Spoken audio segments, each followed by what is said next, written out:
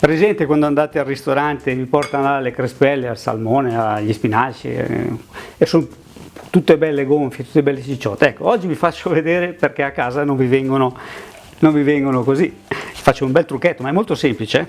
Allora, prima facciamo le crepe, vi faccio vedere anche due trucchettini come si deve, poi facciamo anche il ripieno, facciamo la besciamella e mettiamo tutti insieme.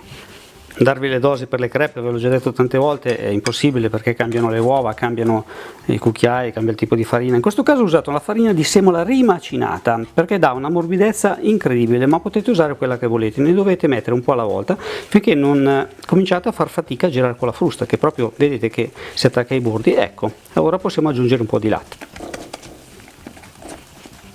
Il latte all'inizio poco alla volta, tipo un cucchiaio. E poi dopo un pochino di più. Anche qui non posso darvi la quantità esatta perché che ne so io che farina avete usato, quanto erano grosse le uova, quanto ce n'è andata dentro. Quindi se ne mette un pochino alla volta, piano piano si diluisce la nostra pastella fino a raggiungere la densità che desideriamo. E qual è la densità che noi desideriamo? Adesso vi faccio vedere bene, tranquilli. Gli metto ancora un po' di latte, vedete che adesso ne sto mettendo un po' di più. Deve diventare bella diluita. Tenete conto che più è densa più vengono spesse le crepe, quindi cercate di farla abbastanza liquida. Guardate qua sulle pareti di vetro della ciotolina come veste, come va su e resta un po' appiccicata, vuol dire che ci siamo. Adesso facciamo un piccolo controllo. Ecco, vedete che se lo mando sulle sponde, sulle pareti, ci mette un po' a scendere, veste il mestolo, e se lo faccio cadere dal mestolo un po' alla volta, vedete che non fa le gocce, fa il filo e poi diventano gocce sotto, non gocce già da subito. Ecco, vuol dire che la densità è corretta, ma possiamo fare una prova. Padellino antiaderente, una goccia di olio appena appena, è proprio, ma non due, una, mezza, ecco, basta, è già troppo, e la tiriamo via. Questo serve per pulire la padella, per togliergli la polvere, mica per ungerla, perché l'olio, se avete questo tipo di padelle qua, è inutile metterlo, non serve. E gli mettiamo dentro una goccia della pastellina, così vediamo se va bene, se si attacca, la densità e tutto. Facciamo una piccola prova, così poi eventualmente possiamo correggere la crema. Ecco, dopo poco, ecco, guardate, questa è già perfetta. La giriamo, ma comunque vedete che ci siamo già come spessore, non si attacca assolutamente, non fa bollicine, quindi va bene così com'è. Quindi via, un mestolino, gli prendiamo le misure, vedete come veste bene, guardate. Ecco, se c'è qualche buco, manca un pezzettino, gliela aggiungiamo e via. Facciamo cuocere. Dopo pochi secondi, 30-40 secondi, farà dei ricci, quindi è ora di girarla. E una volta cotta, dopo pochi secondi, la tiriamo fuori dolcemente dalla padella. La farina di semola farà sì che restino molto morbide, leggermente più gialline, e sono buonissime. Dovete farlo con la farina di semola. Poi vabbè, no, se non ce l'avete usate anche quella normale.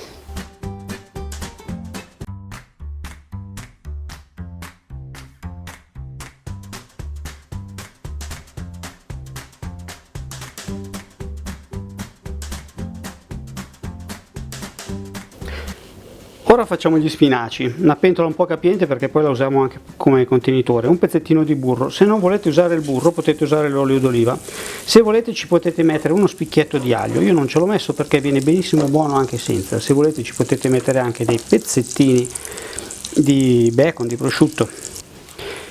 Dategli 4 coltellate agli spinaci, così almeno sono vagamente tritati, soprattutto se magari volete usare il sacco a poscia devono essere tritati fini. Comunque in questo caso abbastanza dargli 4 coltellate. Aggiungiamo gli spinaci nel burro, bisogna farli cuocere perché questi sono surgelati, strizzati, tritati e impadellati. E ripeto questa cosa degli spinaci, io ho usato degli spinaci surgelati, circa 350 grammi, li ho scongelati, li ho strizzati bene nel lavandino, gli ho dato 4 coltellate e li ho messi dentro qui. Potete usare anche gli spinaci freschi, direttamente come sono lavati, li mettete dentro nella pentola e li fate cuocere un pochino. Se fanno un po' troppa acqua, quando hanno finito di cuocere gliela tirate via con il cucchiaio. In questo caso, essendo surgelati, è tutto più facile. Non devono cuocere molto, sale, pepe, li fate cuocere 5 minuti, bisogna dargli solo una scottata perché poi dopo vanno avanti a cuocere anche nel forno. Ecco, dopo 3-4 minuti gli spinaci sono scottati, li tiriamo da parte, li lasciamo intiepidire qui in un angolino. Faccio la besciamella furba, quella che si sporca una cosa sola, si fa un passaggio solo, e la faccio anche senza burro, ma voi se volete metterci del burro mettetecelo pure, in questo caso 30-40 grammi di burro. Ci metto 40 grammi di farina, se non volete usare la farina potete usare la maizena. Ho messo dentro la farina così, non sono impazzito, il latte è freddo, quindi non farà i grumi, state tranquilli. Dentro la farina, una bella girata, e si scioglierà subito la farina. Qui verrà fuori una besciamella incredibile, senza grumi, lucida e veloce. Sul fornello. Besciamella furba si fa in 3 minuti, però bisogna continuare a girare, Gli metto un po' di su moscata. Soprattutto quando il latte incomincia a scaldarsi non bisogna smettere di girare, non è che bisogna stare qui a montare la panna, però bisogna girare. Come il latte si riscalderà, che comincerà quasi a bollire, il latte si addenserà, vedete come è bello liscio, non ha grumi, non ha niente di strano. Appena raggiunge il bollore bisogna tirarlo via dal fornello. Chi è iscritto al mio canale, che ha visto già tante volte i miei video, mi ha visto spesso fare questo lavoro, però per chi non l'ha mai visto devo farlo vedere bene. Vedete che sussulta là sotto? Ok, è pronta. Adesso via dal fornello, andiamo avanti a girare per 30 secondi. Ecco, via dal fornello. Bisogna girare un attimino, qualche secondo, in maniera che il fondo della pentola non cuocia magari la parte bassa della besciamella. Ci metto 250 g di ricotta. Io ho fatto più spinaci che ricotta, però potete fare anche il contrario se volete. Portate a, non so, 250 g gli spinaci e a 500 la ricotta. Una bella manciatona di formaggio grana, saranno 50-60 grammi, senza pietà. Formaggio grana o pecorino se preferite, o qualsiasi altro tipo di formaggio voi desideriate. E ci aggiungo anche 2-3 cucchiai di besciamella per ammorbidire un po'.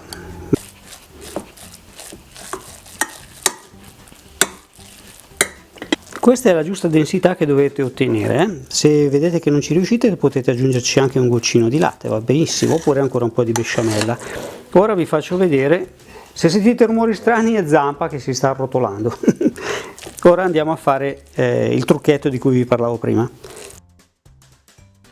Questa l'ho trovata al mercatino, non ho resistito, non ho potuto non comprarla. Allora, dobbiamo prendere 2 uova e separare il bianco dal rosso. Utilizzeremo soltanto il bianco montato a neve. Questo sistema di utilizzare il bianco montato a neve mischiato nell'impasto farà sì che i nostri cannelloni, le nostre crespelle si gonfino con il calore, si cuociano e rendano più stabile tutto il ripieno.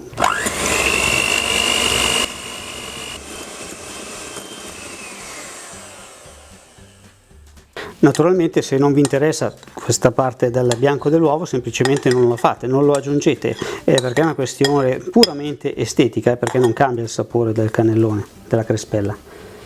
Giratelo il meno possibile, non vi preoccupate che non succede nulla, anche se lo girate un po' di più, non è una torta. Questo bianco dell'uovo stabilizzerà moltissimo il vostro ripieno, vedrete. 7, 8 e 9 se l'è mangiata Zampa, va bene.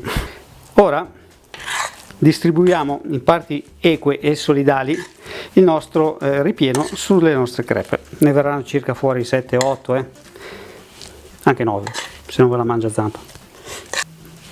Lo spiaccichiamo, sembra tanto il ripieno, però ricordatevi che ci ho messo l'uovo che era pieno di aria, quindi insomma il suo lavoro lo fa benissimo.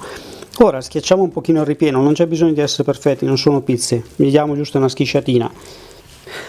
Ora le arrotoliamo, le faccio tipo cannellone, però le potete fare anche tipo fazzoletto. Adesso vi faccio vedere. Allora, cannellone, l'ho schiacciata un po', sono andato a prendere il fondo, lo arrotolo un pochino, fatto.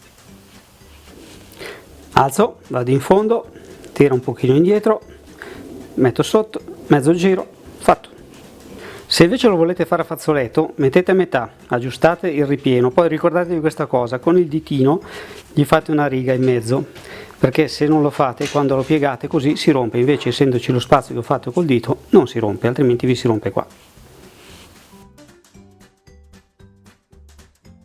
Mettiamo un pochino di besciamella sul fondo di una pirofila, di una teglia, di una Pyrex, quello che volete, e lo spanteghiamo bene a destra e a sinistra. Ora ci mettiamo dentro i nostri cannelloni fatti di crespella. Naturalmente tutto questo lavoro qui lo potete fare anche con la pasta delle lasagne, se non volete fare le crepe, però le crepe sono più buone, molto più buone.